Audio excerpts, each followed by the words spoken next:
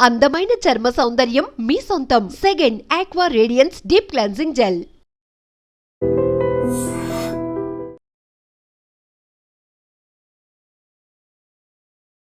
అమెరికాలో ఉగ్రదాడి జరిగింది. ఇది ఇప్పుడు ఈ వార్త కలకలమైతే క్రియేట్ అవుతోంది. ఎందుకంటే సరే ఇప్పుడు అమెరికాలో అమెరికా మీద దాడి జరిగిందా అంటే కాదు. బట్ అమెరికాలో అన్ని దేశాలకు సంబంధించిన రాయబార కార్యాలయాలు ఉంటాయి. అందులో భాగంగానే ఇజ్రాయెల్ రాయబార కార్యాలయానికి సంబంధించిన సిబ్బంది మీద ఇప్పుడు తీవ్రవాదులు దాడి చేసినటువంటి పరిస్థితి ఇప్పుడు కలకలమైతే క్రియేట్ చేస్తున్న సిచ్యువేషన్ అయితే ఉంది.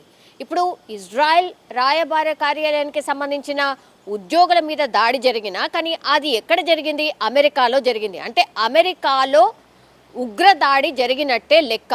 సో దీంతో ఒక్కసారిగా షాక్ అయిపోయినటువంటి పరిస్థితి అయితే కనిపిస్తోంది. మనకు తెలుసు మన మధ్య అట్లాగే పాక్ మధ్య అంటే ఇద్దరి మధ్య ఒక యుద్ధ వాతావరణం ఉన్నప్పుడు ట్రంప్ నేనే మధ్యవర్తిగా ఉంటాను, నేనే మధ్యవర్తి వహించాను, యుద్ధం ఆపాను అని ప్రకటన చేసిన కొన్ని రోజుల తర్వాతనే ఇప్పుడు అమెరికాలోనే ఏకంగా ఉగ్రదాడి జరిగిందంటేనే అర్థం చేసుకోవచ్చు. మరి మధ్యవర్తం వహించినటువంటి ట్రంప్ దేశంలోనే ఈ ఉగ్రదాడి జరగడంతో ఇప్పుడు ఒక రకంగా పానిక్ సిచ్యువేషన్, అట్లాగే అమెరికాకి సంబంధించిన అధికారులకు కూడా అర్థం కాని సిచ్యువేషన్, అట్లాగే అమెరికా అధ్యక్షుడికి కూడా ఒక రకంగా షాక్ అనుకోవచ్చు. ఎందుకంటే చాలా కాన్ఫిడెంట్గా అమెరికా ఎక్కడ కూడా అంటే ట్రంప్ ఎక్కడ కూడా మీది ఉగ్రవాదుల దేశమనో లేకపోతే కార్యకలాపాలు మీ దేశంలో జరుగుతున్నాయనో ఎక్కడ కూడా పాక్కి చెప్పలేదు. బట్ మనను అట్లాగే పాక్ని ఇద్దరిని కూడా యుద్ధం జరగకుండా ఆపాను, దాడులు జరగకుండా ఆపాను అనేటువంటిది చాలా గొప్పగా చెప్పుకున్నాడు, మనందరికీ తెలిసిందే. అట్లాంటి దేశంలోనే ఇప్పుడు ఉగ్రదాడి జరగడం, అలాగే ఈ ఇజ్రాయెల్కి సంబంధించిన రాయబార కార్యాలయంలో ఉద్యోగుల మీద దాడి జరగడమే కాదు, వాళ్ళ కాల్పుల్లో ఇద్దరు చనిపోయినటువంటి సిచ్యువేషన్ అయితే ఉంది.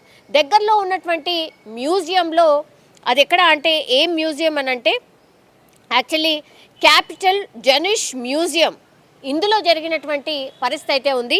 యాక్చువల్లీ ఈ మ్యూజియంలో ఒక కార్యక్రమానికి ఇజ్రాయెల్ రాయబార్యులు హాజరైనరు. సో ఈ క్రమంలోనే తీవ్రవాదులు అక్కడికి వచ్చి వాళ్ళనే టార్గెట్ చేస్తూ కాల్పులు జరిపినటువంటి పరిస్థితి. ఇది పక్కకే అంటే వైట్ హౌస్ పక్కనే జరిగినటువంటి పరిస్థితి ఉంది. మరి వైట్ హౌస్ అంటే అసలు ఎవ్వరు కూడా ఎంత టైట్ సెక్యూరిటీ ఉంటుందో మనకందరికీ తెలిసిందే. ఎన్ని అంచెల భద్రత ఉంటుందో కూడా మనం ఊహించగలం. ఎందుకంటే వైట్ హౌస్కి దగ్గరలో జరిగింది దాడి అని అంటే మరి ఇంటెలిజెన్స్ వైఫల్యం స్పష్టంగా కనిపిస్తోందని అంటే కామన్ పబ్లిక్ ఎవరైనా సరే మాట్లాడుకోవాల్సిన సిచ్యువేషన్ వచ్చింది. ఎందుకంటే వైట్ హౌస్ అట్లాగే అమెరికా మీద దాడి చేయాలి అని అంటే ఎన్ని ఏళ్ల పాటు వాళ్ళు అంటే రెక్కి నిర్వహించారు అనుకోండి, లేకపోతే ప్లాన్ వేశారనుకోండి, ఎంత పెద్ద తలకాయ దీని వెనకాల ఉంటే ఇది ఇంప్లిమెంట్ చేయగలుగుతారు అనుకోండి, ఇవన్నీ కూడా చర్చ నడుస్తోంది. ఇప్పుడు వైట్ హౌస్ పక్కన ఉన్నటువంటి ఇజ్రాయెల్ రాయబార కార్యాలయంలో పనిచేస్తున్నటువంటి వాళ్ళ మీద దాడి జరిగినప్పటికీ కూడా ఇది అమెరికా మీదనే దాడి అని చాలామంది మాట్లాడుతున్నటువంటి సిచ్యువేషన్ అయితే కనిపిస్తోంది. మరి సెక్యూరిటీ లోపమా, లేకపోతే ఉగ్రవాదులు అమెరికా దాకా ఎలా రాగలిగారు? వైట్ హౌస్ ఆనుకొని ఉన్నటువంటి ఈ మ్యూజియంలో అనుకోండి, ఇజ్రాయెల్కి సంబంధించిన ఉద్యోగులు, ఇజ్రాయెల్ దేశానికి సంబంధించిన ఉద్యోగుల మీద ఎట్లా దాడి చేయగలిగినరు, ఎక్కడ లోపం ఉంది, ఎక్కడ ఇదంతా కూడా సెక్యూరిటీ కొలాప్సెస్ కనిపిస్తున్నాయి అనేది కూడా పెద్ద ఎత్తున చర్చ అయితే స్టార్ట్ అయిన సిచ్యువేషన్ అయితే కనిపిస్తోంది. కానీ ఒక్కసారిగా అమెరికా లోపల ఒక ఇంకో దేశానికి సంబంధించిన రాయబార కార్యాలయం దగ్గరలో ఇట్లాంటి ఉగ్రదాడి జరగడం ఇప్పుడు కలకలమైతే క్రియేట్ అవుతోందని చెప్పొచ్చు. అయితే ఈ ఉగ్రవాదులు కాల్పులు జరిపిన తర్వాత ఫ్రీ పాలస్తీనా అంటూ నినాదాలు చేసినట్టుగా కూడా చెప్తున్నారు. అంటే ఆ నినాదాలు చేయడం, కాల్పులు జరపడం, ఆ తర్వాత ఉద్యోగులని టార్గెట్గా కాల్పులు జరపడం, ఇద్దరు ఉద్యోగులు కూడా ఇజ్రాయెల్కి సంబంధించిన వాళ్ళు చనిపోవడం ఇప్పుడు కలకలమైతే క్రియేట్ అవుతున్న పరిస్థితి కనిపిస్తోంది. దీని మీద ఇప్పుడు ఇజ్రాయెల్ రాయబార కార్యాలయానికి సంబంధించిన వాళ్ళు స్పందించారు. ఇంత కట్టుదిట్టమైన సెక్యూరిటీ ఉన్న ప్రాంతాల్లో ఉగ్రదాడి ఎలా జరిగింది?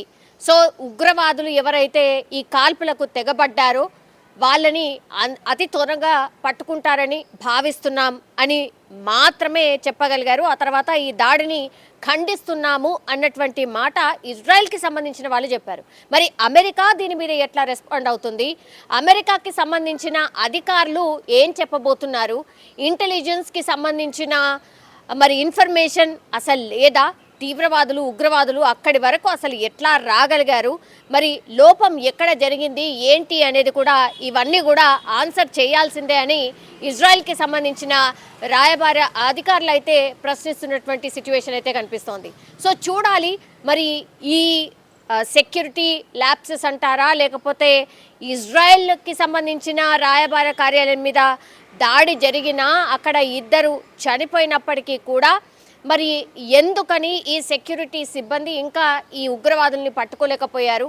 అక్కడ ఫ్రీ పాలస్తీనా అంటూ అరుస్తూ ఎస్కేప్ అయినటువంటి పరిస్థితి. వాళ్ళని కఠినంగా శిక్షించాలి ఆర్ వాళ్ళని పట్టుకోవాలి అని డిమాండ్ అయితే వినిపిస్తోంది. కానీ ఇదంతటికీ మూలం ఏంటి అని అంటే డెఫినెట్లీ ఉగ్రవాదులు ఆర్ ఈ ఉగ్రవాదాన్ని అనగదొక్కాల్సిందే అనేది మరోసారి ఇప్పుడు అమెరికా వేదికగా అమెరికా వాసులకి ఆర్ డొనాల్డ్ ట్రంప్కే ఒక రకంగా ఒక సవాల్ విసిరినట్టు అనుకోవచ్చు ఉగ్రవాదులు కూడా. సో చూడాలి దీని మీద మరి అమెరికా ఎట్లా రియాక్ట్ అవుతుంది ఏంటి అనేది చూడాల్సిందే.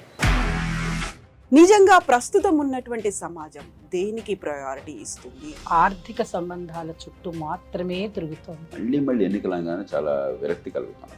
మంచి అనిపిస్తుంది కదా, లేడీస్ కూడా ఛాలెంజింగ్ జాబ్స్ చేసినప్పుడు చాలా బాగుంటది. ట్రాఫిక్ అసిస్టెంట్స్ గా నియమించిన ట్రాన్స్జెండర్స్ అందరితో సాల్యూట్ చేయించుకుంటున్నారు. ఫుడ్ డెలివరీ ఇవ్వటానికి వెళ్ళినటువంటి డెలివరీ బాయ్ అనిల్ పై కళ్ళ ముందు